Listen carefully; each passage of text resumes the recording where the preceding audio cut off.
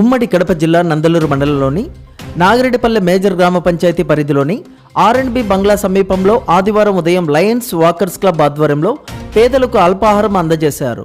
ఈ సందర్భంగా ముఖ్య అతిథిగా విచ్చేసిన railway divisional senior medical officer doctor B Jayabhaskar Rao అల్పాహార వితరణ కార్యక్రమాన్ని ప్రారంభించి అనంతరం మాట్లాడుతూ సీనియర్ లయన్స్ కుర్రామణి యాదవ్ మనవరాలు చిన్నారి లక్ష్మణ జన్మదినం పురస్కరించుకొని పేదలకు అల్పాహారం ఏర్పాటు చేయడం అభినందనీయమన్నారు.